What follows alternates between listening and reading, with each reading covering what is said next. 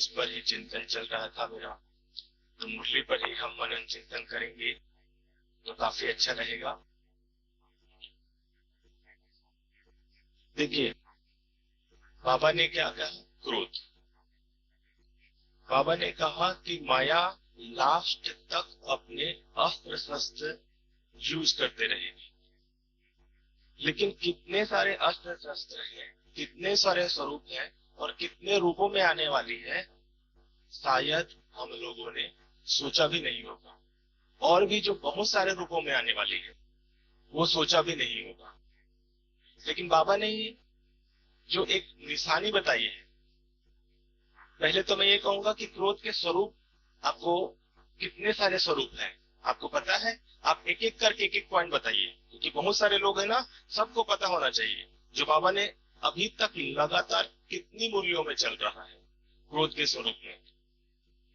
साथ साथ में आपको एक चीज और भी बताना चाहूंगा कि एक भाई ने क्रोध के ऊपर 80 पेज का बुक बनाया, और 80 पेज के क्रोध के ऊपर इतना अच्छा बुक बनाया, उसके बाद भी उसके अंदर से ही क्रोध नहीं खत्म हुआ।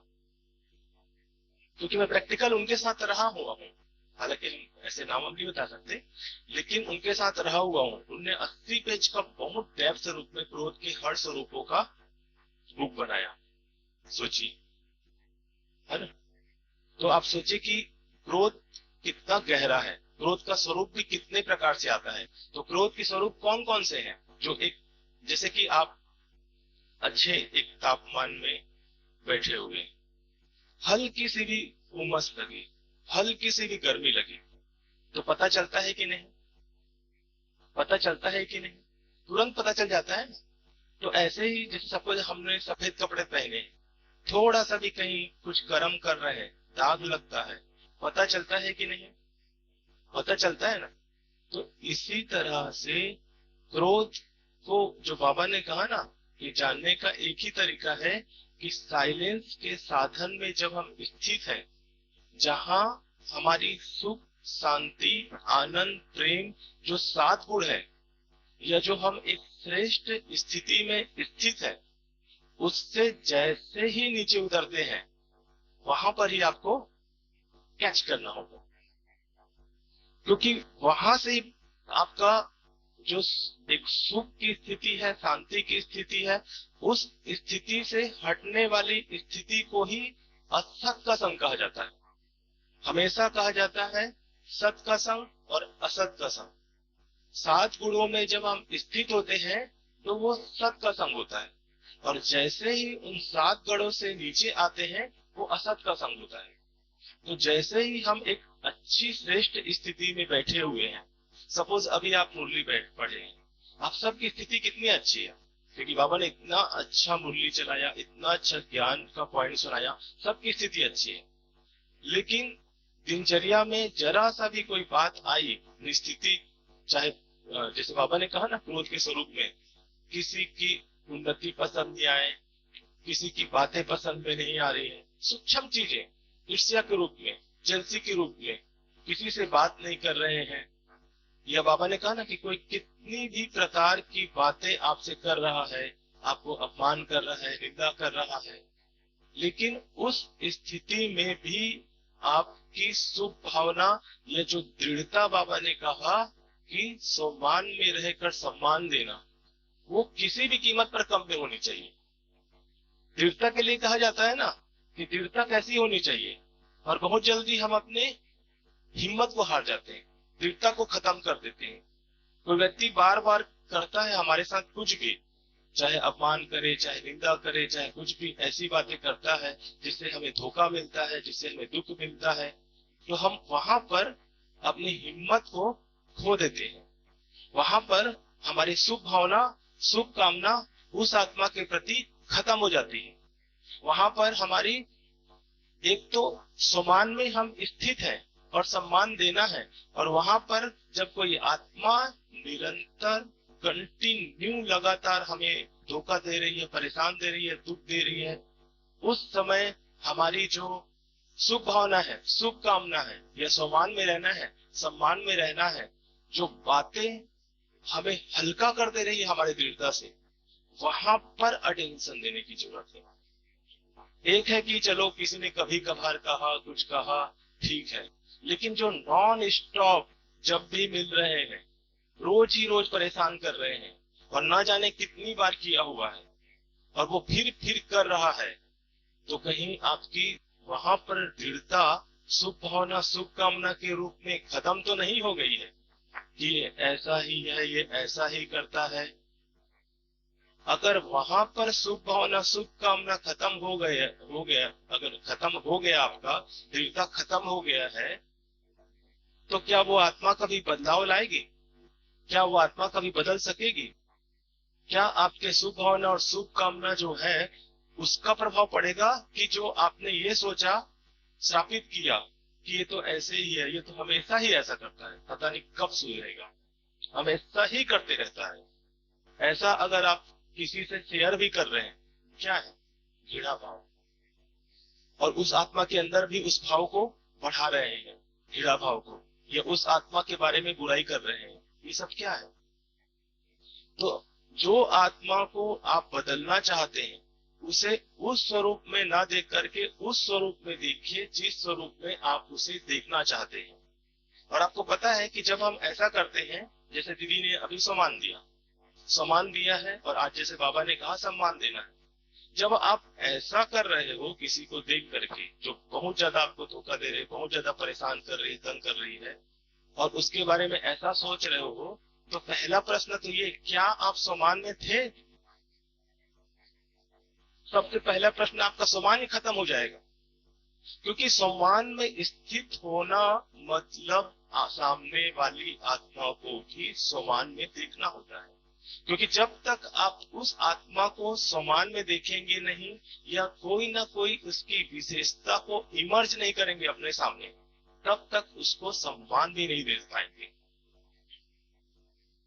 तो पहला आपको ये ध्यान में होना चाहिए कि आज आपने पूरा दिन के लिए सम्मान लिया है, और बाबा ने आज कहा है कि सम्मान में रह करके सम्मान देना है।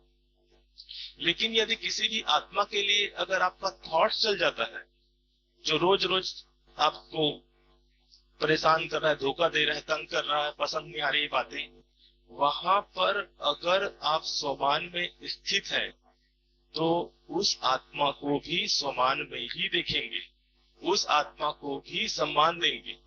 और अगर आपने थोड़ा सा सोचा, तो आपने क्या सम्मान में है? क्या जो बाबा कह रहे हैं सम्मान में स्थित होना है, रहे, वो तो खंडित सा हो गया, वो तो भूल ही गया, वो तो अपने नीची स्थिति में आ गए। और ऐसी स्थिति में जब आते हैं, तो हमारी मनसा या हमारी स्थिति कैसी होती है? किसी भी आत्मा के लिए कुछ भी व्यर्थ है, साधारण चिंतन करते हैं, ये ऐसा करता है, तो हमारी स्थिति कैसी रहती है? हमारी स्थिति श्रेष्ठ रहती है, हम सुख सम्मान में स्थित रहते हैं, हम सम्मान दे पाएंगे उसको। क्योंकि सम्मान में रहना मतलब सम्मान देना। हर आत्मा को स्नेह चाहिए, हर आत्मा को सम्मान चाहिए, लेकिन बाबा ने हमें कौन सी विधि बताई है लोगों से लेने के लिए? कि स्नेह देना, सम्मान में देखना और सम्मान देना। जब हम सम्मान में स्थित होकर सम्मान देंगे तो मिलेगा। डायरेक्ट सोचे कि वो दे तो मिले, नहीं, ये उल्टी विधि तो पुरानी दुनिया वाली, ये लौकिक दुनिया की विधि है, यहाँ की विधि नहीं है। यहाँ की विधि है कि आप देंगे तो मिलेगा, यहाँ का नियम ही ये है। क्योंकि आपने देखा होगा कि जब हम किसी इंसान को अपमान करते हैं, तो अपमान नहीं कर रहे होते, उनके दिल में अपना सम्मान खो रहे होते हैं। किसी को भी अगर अपमान कर दिया, तो हम अपमान नहीं कर रहे हैं, लेकिन उस आत्मा के दिल में अपना सम्मान खो रहे होते हैं। तो आप सोचिए कि अगर हम सम्मान में स्थित हैं, सम्मान देना है, तो सबसे पहले अटेंशन कि मैं हर समय शुभ भावना और शुभ कामना में स्थित रहती हूँ। ये आप देखो, अव्यक्त इशारा पूरा महीना भर कैसा चल रहा है। एक भी अव्यक्त इशारे में क्या क्या बाबा बोल रहे हैं, चाहे जरा संधि हो, चाहे कितना भी दुख दर्द देने वाला हो, चाहे अपकारी हो, रावण जैसा समान हो, सदा शुभ भावना और शुभ कामना। क्या अटेंशन गया है? चलो ये तो मुरली चल रही है, लेकिन पूरे आप पवित्र सारे को पढ़ो। देखो, एक भी दिन, एक भी आत्मा, चाहे कितने भी कट्टरवादी हो आपके प्रति, लेकिन उस आत्मा के प्रति भी शुभ भावना और शुभ कामना है। चेक करो, अभी करो, देखो पूरे दिन में कितनी बार उसको देख करके कुछ कुछ बातें याद आ रही है, कितनी बार उस आत्मा के प्रति मैं किस किस को कौन कौन सी बातें उस आत्मा के प्रति शेयर कर रही हूँ। उस आत्मा को देखते ही मेरे संकल्प विकल्प कैसे चल रहे हैं। क्या कोई ऐसी गांठें तो नहीं बांध के रखे हैं अपने अंदर में, अपने वृत्तियों में, जो बार बार वो आत्मा की याद आ रही है? क्योंकि दो आत्माओं की याद हमेशा आएगी आपको। एक है जिससे ज्यादा मोह है और एक है जिससे ज्यादा दुश्मनी है। ये आत्माओं आपको रोकेंगी। जहां जहां जब जब योग में बैठेंगी, ये दो प्रकार की आत्माएं आपके पास आती ही रहेंगी।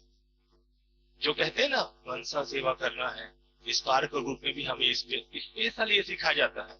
इस पार्क में क्या सिखाया जाता है कि जैसे सूर्य है, अगर बादल होगा तो सूर्य की रोशनी आएगी, आएगी सूर्य की रोशनी। ऐसे ही अगर एक भी आत्मा के प्रति आपकी अशुभ भावनाएं हैं या व्यर्थ विचार है, तो वो आपकी मनसा सेवा में व्यक्त कर देगी। आपकी मनसा सेवा को सकाश जाने ही नहीं देगी। भले ही हम प्रैक्टिस कर रहे हैं, इसलिए पहले जड़ को समझना जरूरी है, पहले बीज को समझना जरूरी है। और बीज है हमारा संकल्प शक्ति, हमारी शुभ भावना और शुभ कामना। वो किसी भी कीमत पर कहीं खत्म तो नहीं हो रही है। अगर वो खत्म होगी तो आत्मा को सम्मान में नहीं दे सकेंगे, वो खत्म होगी तो आत्मा को सम्मान भी नहीं दे सकेंगे, और वो खत्म होगी तो हमारी जो दृढ़ता है वो भी खत्म हो जाएगी। और उसके बाद एक अगर संकल्प चलता है तो उसके पीछे संकल्पों की, उस संकल्प चाहे पॉजिटिव हो नेगेटिव हो, उसको ट्रेन चलती है, वो चेन सिस्टम में चलती है और चलती रहती है। और हमारा समय संकल्प व्यर्थ की ओर जाना शुरू कर देता है। सूक्ष्म चेकिंग हमें हमेशा दो तरह से अपने ऊपर देखना चाहिए। एक ऊपरी तौर पर हम किसी से मिल रहे हैं, कितनी मीठी मीठी बातें कर रहे हैं, ऐसा तो कर रहे हैं जैसे हमारी आप मेरे से ज्यादा तो शुभ भावना किसी की है ही नहीं आप पर। एक है ऊपरी तौर पर कि ऐसे हम पेश, क्योंकि ब्राह्मण है, क्योंकि हमें ये शो नहीं कर सकते कि हमें आपके प्रति अशुभ भावना है, व्यर्थ भावना है। शो कर सकते हैं किसी से? नहीं कर सकते। लेकिन अंदर तल पर देखो, ये काम तो फिर बाहरी दुनिया वाले भी करते हैं। वो क्या करते हैं, ऊपर से मीठी मीठी अच्छे अच्छे बातें करते हैं, लेकिन अंदर संकल्प विकल्प बातें होती हैं। लेकिन हम विशेष हैं, न्यारे और प्यारे हैं। तो विशेष न्यारे प्यारे या महावीर है, तो हमारी निशानी क्या है, हमारी सभ्यता हमारी संस्कृति क्या है? अंदर की ओर देखना, अंदर में देखना कि अंदर एक बाहर दूसरा तो नहीं है। वो वाला काम नहीं करना है ऊपर ऊपर से, लेकिन अंदर भी उतनी ही शुभ भावना और शुभ कामना। क्योंकि हमें अपने संकल्प की शक्ति को, शुभ भावना शुभ कामना की शक्ति को पहचानना है। हम अपने संकल्प और शुभ भावना और शुभ कामना से लोगों को परिवर्तन कर सकते हैं। चाहे उसको अपोजिट करोगे तो श्रापित भी कर सकते हैं। अगर हम किसी आत्मा के बारे में सोच रहे हैं वो ऐसा ही करता है या ऐसा ही है या रोज हमेशा ही करता है, तो उस आत्मा को भी हमसे बल मिलता है। उस आत्मा को भी हमसे ऐसा बल मिलता है जिससे उस आत्मा का जो संस्कार है, बुरा संस्कार है, वो पक्का होता है और वो बार बार करने लग जाता है। क्योंकि बल तो मिलेगा ही, संकल्प में पावर है, संकल्प में सिद्धि है। अगर आप उसको शुभ भावना शुभ कामना रखते हैं कि आज ये ठीक भले ना हो, लेकिन कल निश्चित भगवान का बच्चा है, बाबा ने चुना है, विशेष आत्मा है, तो कल तो बदलेगा ही। लेकिन अगर आप बोलते हैं कि ये तो पिछले 5 साल से मुझे तंग कर रहा है, पता नहीं कब सुधरेगा, तो क्या कर रहे हैं? कौन सा संकल्प जा रहा है, कौन सी पावर उसके पास जा रही है? और वो आत्मा कैसे करेगी आपके साथ? क्या बदलेगा? बाबा कहते हैं जब हमें इस दुनिया से जाना है तो पूरे हिसाब किताब क्लीन शीट करके जाना है, पूरा क्लीन साफ। हिसाब किताब चुकतू करना, हिसाब किताब कट करना है कि हिसाब किताब बढ़ाना है, कट करना है ना। बढ़ाना थोड़ी है, कहीं पर बढ़ाना है क्या? लेकिन हम अनायास ही बढ़ाते जा रहे हैं कुछ कुछ बातों में। बाबा ने कहा ना, भाव नहीं था, भावना नहीं थी, निकल गया, हो गया, बाद में सॉरी बोल रहे हैं। नहीं, ऐसा मिस्टेक होता ही नहीं भाई, मिस्टेक इसमें होता ही नहीं, ऐसा शब्द ही नहीं है, ऐसा होता ही नहीं कि मेरे से निकल गया। था, बीज था, कभी न कभी सोचा था, कोई ना कोई प्लान क्रिएट किया था, मौका मिलेगा तो बोलूंगा, बोल दिया। ये होता ही नहीं कि मेरे मुंह फिसल गया। नहीं, आपने चेक नहीं किया अपने आप को, अंदर की गहराई से ऊपर ही पर चेक किया, अंदर देखा ही नहीं, कुछ ना कुछ संकल्प था, कुछ ना कुछ बातें थी, और उनको अंदर एक्युमुलेट कर रहे हैं, भर रहे हैं, भर रहे हैं, समय देख रहे हैं। लेकिन भरना नहीं है, समाना है अपने अंदर में। आप अव्यक्त सारियों में देखो ना कि दूसरे की गलती को भी अपनी गलती समझना है।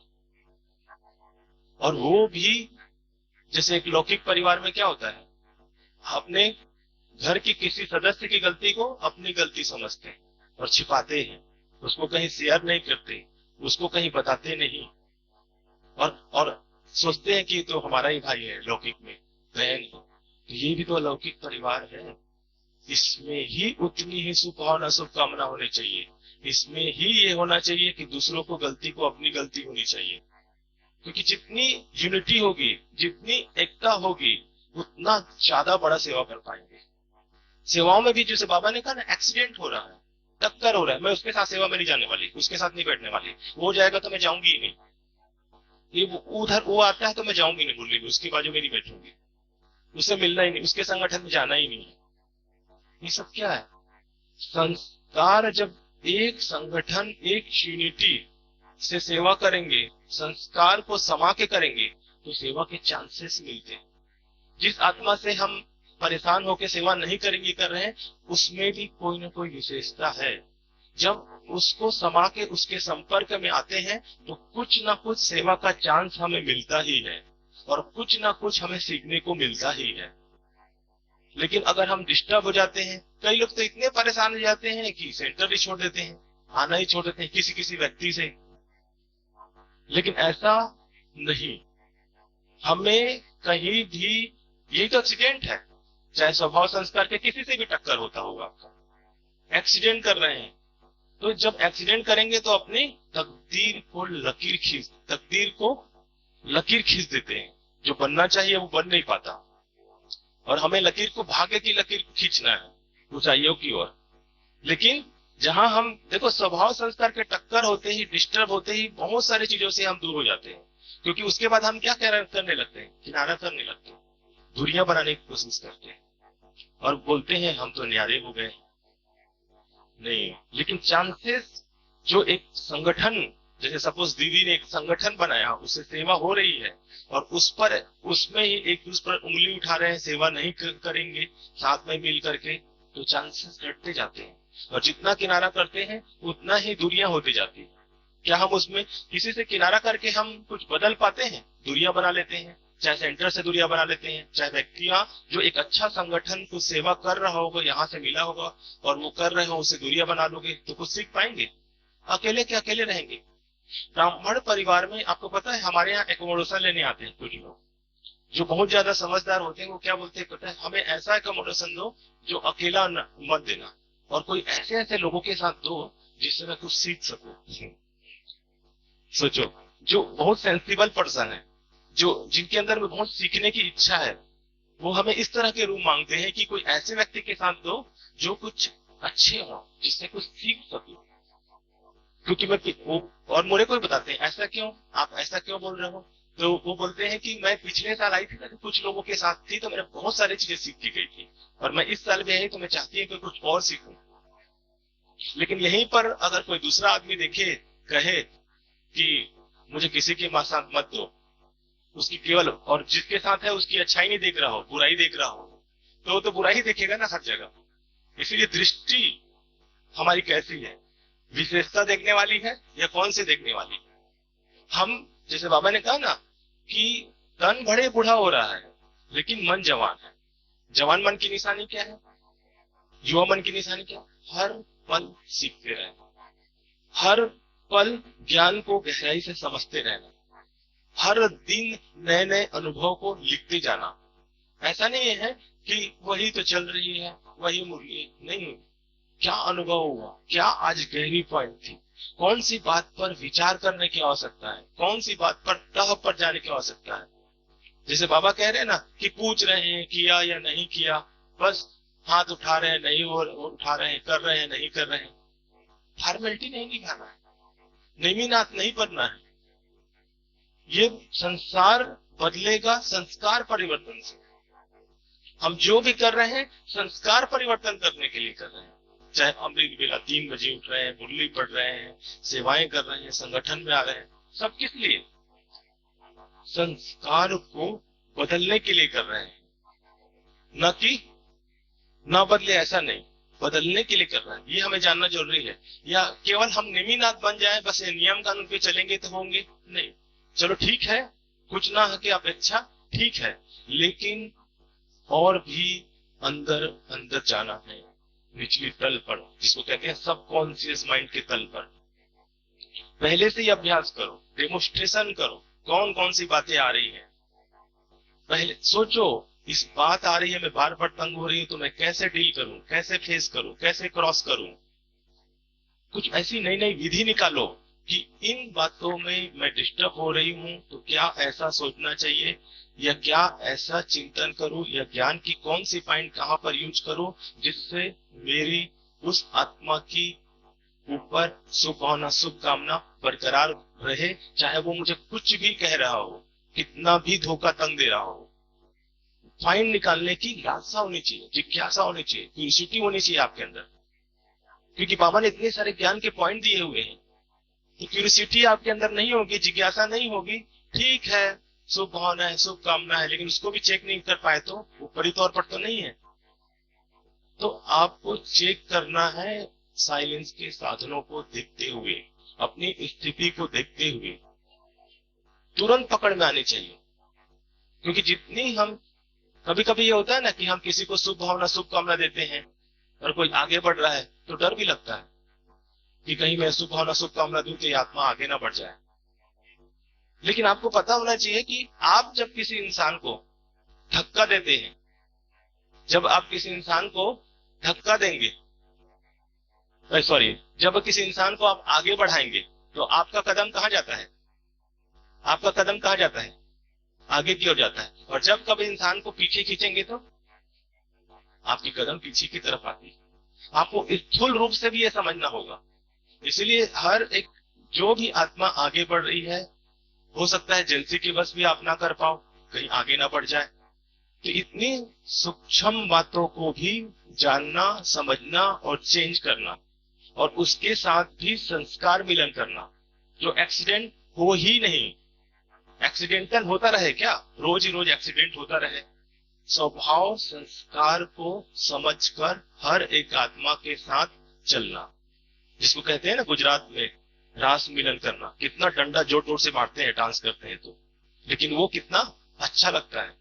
तो ऐसे ही आत्माओं के स्वभाव संस्कार को जानकर समझकर उनके साथ व्यवहार में आना। जो आत्मा को जो बात पसंद नहीं है वही बात आप कर रहे हैं, और वो आत्मा वही गुस्से से लाल हो रही है, तो इसमें वो समझदार या आप समझदार? कौन बेसमझ है? हमारी गलती है। कई बार होता है ना कि हम जान रहे हैं, अभी कल गए थे हम वहां नंदन कानन, वहां एक बंदर को हमने छेड़ने की कोशिश की, वो बहुत ज्यादा चिढ़ाने छेड़ने की कोशिश की हमें, हाँ नंदन कानन जो है। तो आप सोचो, हम जब संस्कार, जबकि वहां पर गाइड ने कहा कि इसको कुछ करो मत, क्योंकि वो समझदार था। वो गाइड ने कहा कि इसको कुछ करो मत, ये कुछ नहीं करेगा आपको, और हम उसको ऐसे ऐसे कुछ कुछ करना शुरू किए तो चिढ़ाने लगा। तो ऐसे ही संस्कार है मनुष्य के, हर एक के अपने अपने। हम समझ के चले, हम समझेंगे और उनके साथ मिलके चलना आना चाहिए। तब तब हमारा जो एक्सीडेंट है ना, टकराव है, वो नहीं होगा। और आप लोगों का संगठन कितना बड़ा है, जब एक साथ मिल करके कुछ मनन चिंतन करेंगे, कुछ सेवा का प्लान करेंगे, प्रोग्रामिंग करेंगे, तो क्या नहीं हो सकता।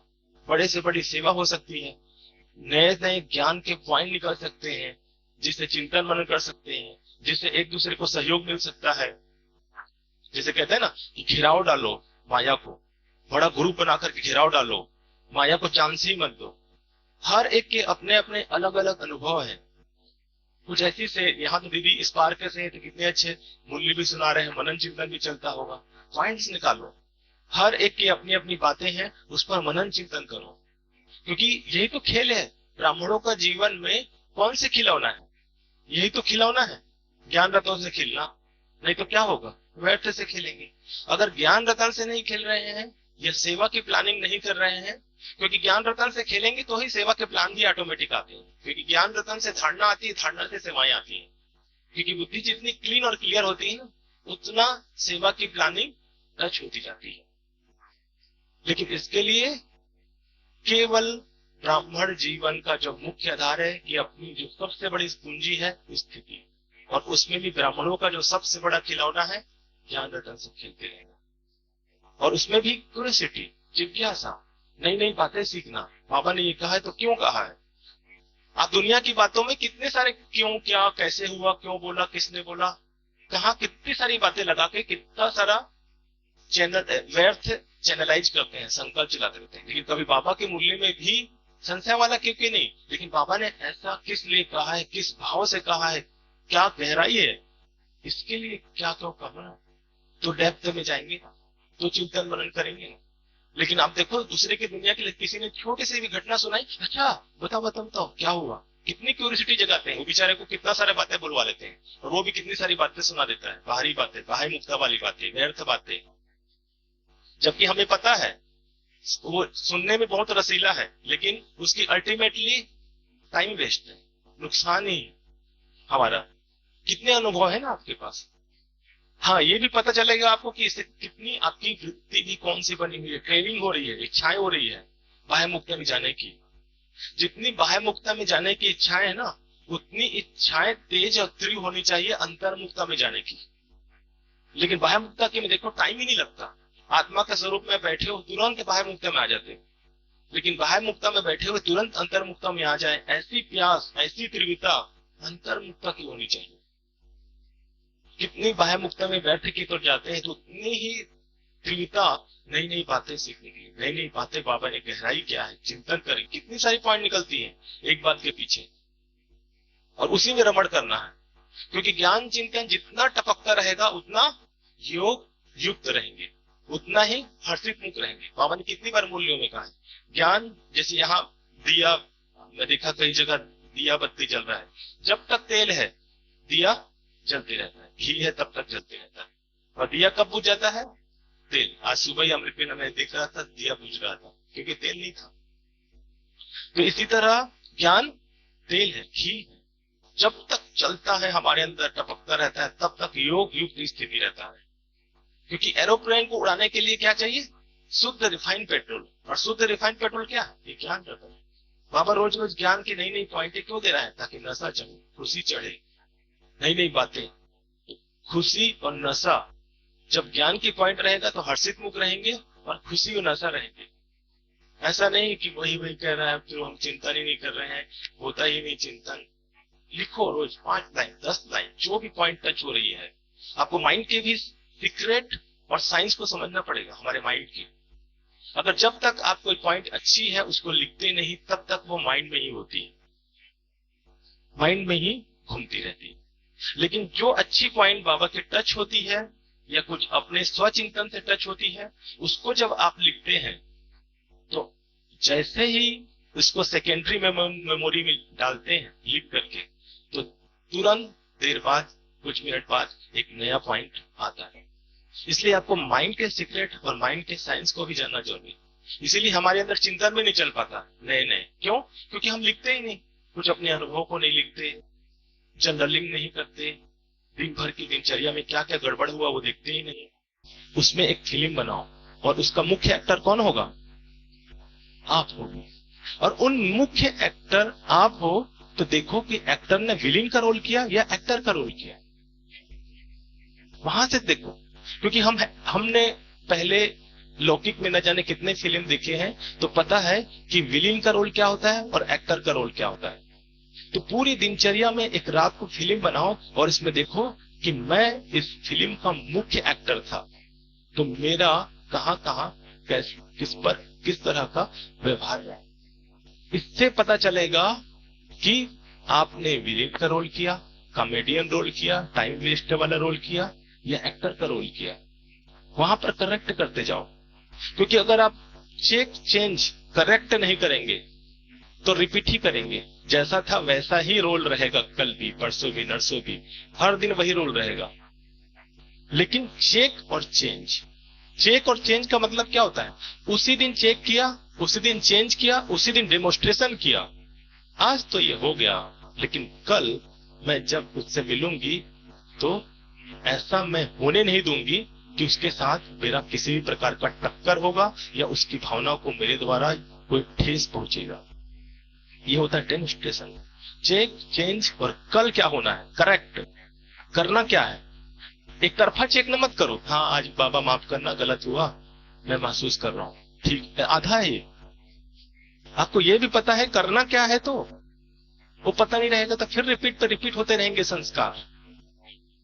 तो चेक एंड चेंज, जब ऐसे चेक करेंगे और फिर क्या करना है कल, उस एक्टर को, जो मुख्य एक्टर मैं हूं, उसको चेंज करना, तब चेंज हो पाएगा। डेमोन्स्ट्रेशन करेंगे, फील करेंगे, लाइव अनुभव करेंगे, चाहे आंखें बंद कर कर करो, वही सीन को करो, रिक्रिएट करो और बार बार ये सोचो, क्या मैं जो आज हुआ व्यवहार उसमें और ज्यादा अच्छा क्या कर सकती थी, और आज जो मैंने किया उसमें क्या मुझे नहीं करना चाहिए था। बहुत सारी बातें आ जाती हैं इस दो बातों में। आज जो भी कर्म, जो भी व्यवहार लोगों के साथ मैंने किया, उसमें अच्छे से अच्छा और क्या मैं ऐड कर सकती थी। चाहे कर्म में हो सकती है, चाहे सेवा की क्वालिटी में भी हो सकती है, सेवा के, लेकिन उसमें और भी क्या क्वालिटी हो सकती थी। यह क्या ऐसा गलत किया जो मुझे कल नहीं करना चाहिए। आज क्या गलत किया वो भी पता चलना चाहिए, और कल ये नहीं करना है वो भी, जब नेक्स्ट डे वो सेम सिचुएशन, सेम सीन जब मेरे सामने आएगा तो मुझे वो नहीं करना। तो इतना डेप्थ, गहराई से जब अंदर की चेकिंग करेंगे, तब आप अपने आप को चेक, चेंज और परिवर्तन, जो बाबा कह रहे हैं, संपूर्ण बाप समान, एक दिन में एक गोल और उसे कंप्लीट करो। आपकी दृढ़ता का पता भी तब चलेगा। देखो, माताएं बहनों की भी एक अंदर में दृढ़ता होती है और भाइयों के अंदर भी दृढ़ता होती है। माताएं बहनें खाना पकाती हैं तो कभी ऐसा करते हैं क्या, आज मुझे खाना पकाने का मन नहीं है, मैं नहीं पकाऊंगी, चलेगा? या भाई को ऐसा लगता है कि आज मुझे ऑफिस में जाने का, जॉब करने का, बिजनेस करने का मन नहीं है, बंद कर दो। दृढ़ता है आपके अंदर, डेडलाइन भी क्रिएट कर, मुझे इतने बजे तक खाना पकाना ही है, डेडलाइन बना के रखते हो। एक है संकल्प करते हो और टाइमिंग भी दिया हुआ है, टाइम बाउंड भी है, इतने समय के अंदर मैं कर लूंगी। भाई भी जॉब में, और इसमें भी एक और बात, मन नहीं है तो भी कर रहे हो। तो क्या ये ज्ञान योग में ऐसा आप नहीं कर सकते? यहाँ पर तुरंत डिसीजन लेते हैं, मन नहीं है नहीं करेंगे, आज ऐसे ही चलेंगे, चल रहे हैं जैसा, ठीक है, तुरंत यहाँ पर चेंज हो जाता है माइंड हमारा। और वहां पर देखिए, अपने जॉब में, अपने कर्म क्षेत्र में, लौकिक जीवन में कोई मार्जिन ही नहीं है एक्सक्यूज देने का।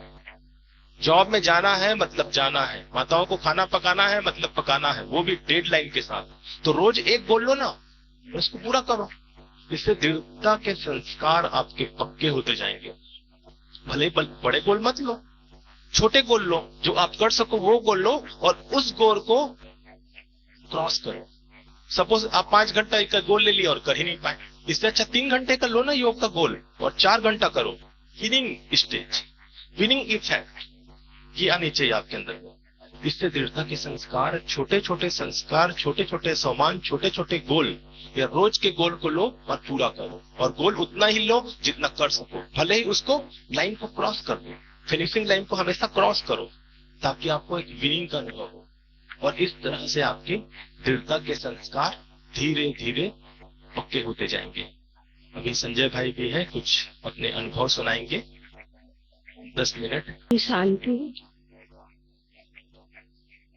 मैं छत्तीसगढ़ से हूँ और उनके माता जी हूँ। मैं पहले बार इधर घूमने आई हूँ। इधर देखी नहीं थी इसलिए। और यहाँ के बहनों के बहुत बहुत प्यार मिला। मैं बहुत इन बहनों को धन्यवाद करती हूँ।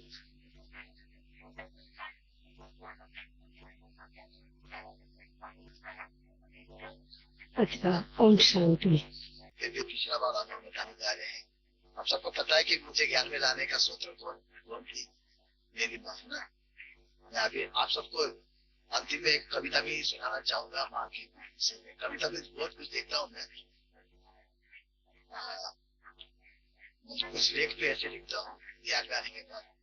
सबसे पहले तो मैं बाबा को धन्यवाद देना चाहूंगा कि तीसरी बार में दीदी से मुलाकात।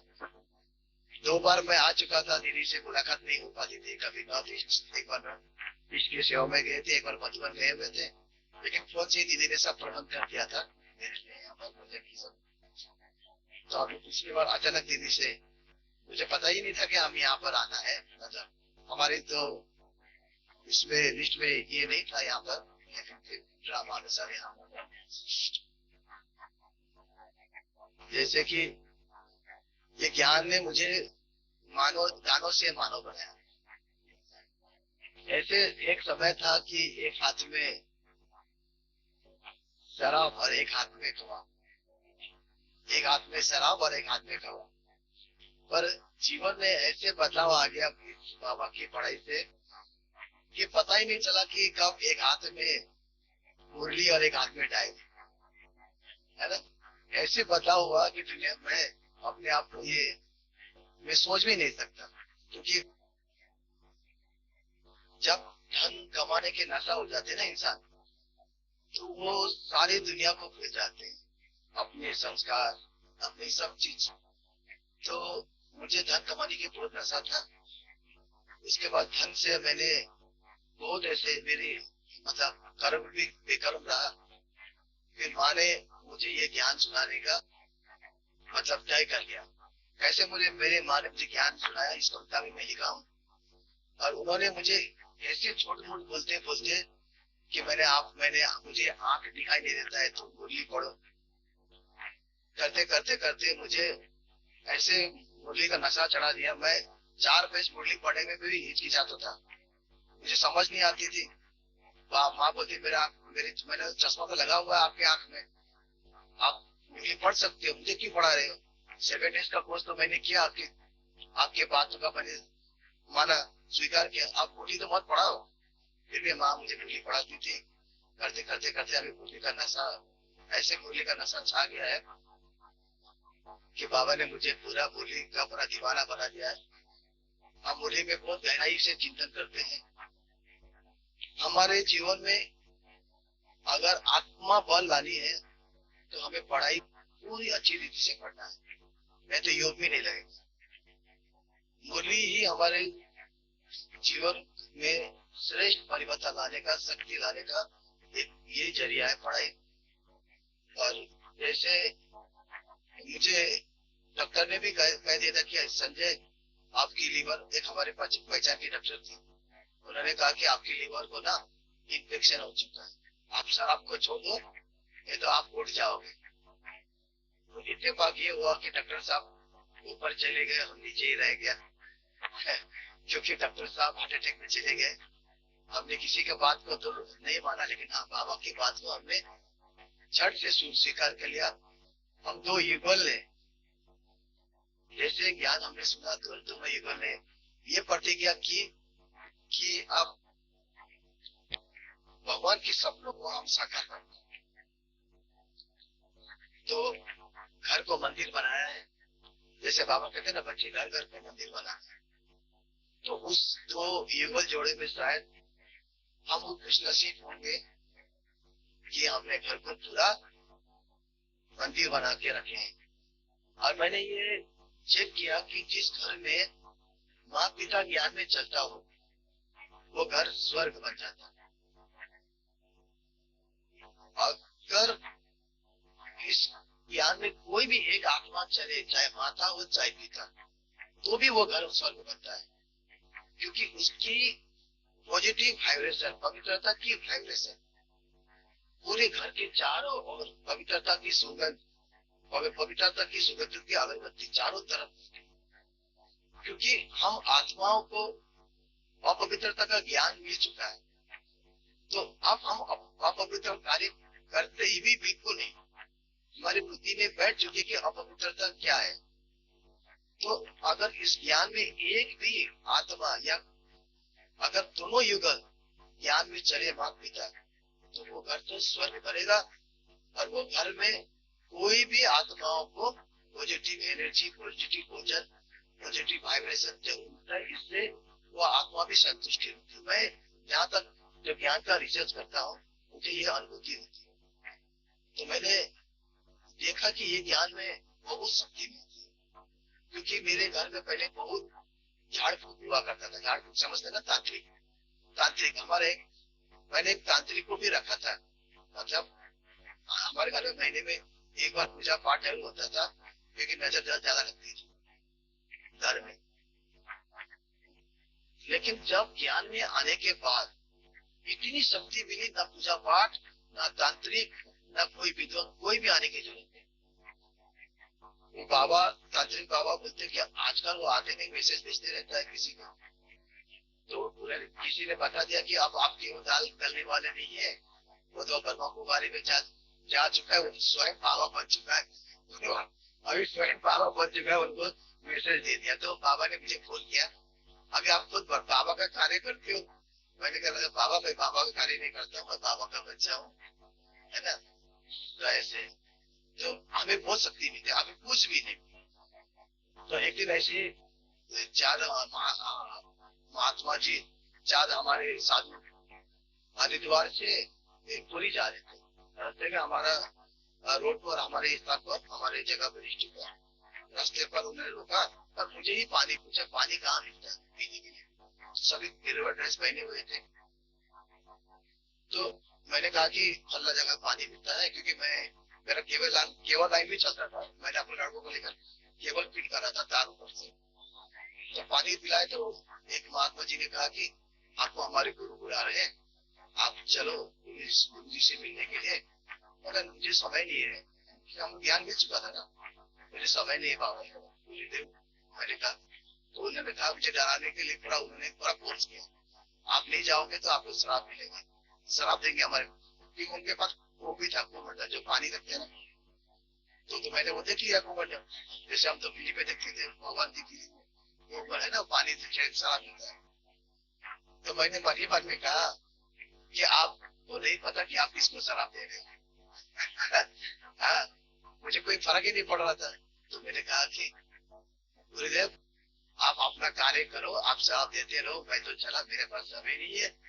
देखो बाबा की इतनी शक्ति मिलती है, क्योंकि ज्ञान बाबा ने हमें पहले से ही समझा चुका था कि आपके संकल्प से ही सिद्धि होती है। अगर आप संकल्प करोगे कि हाँ इससे भी मुझे श्राप मिलेगी, तो जरूर श्राप मिलेगा। अगर आपकी संकल्प चल गया कि मैं श्रेष्ठ आत्मा, मुझे कोई भी बाल बाका ही नहीं कर सकता, तो मैंने उनको नमस्ते किया।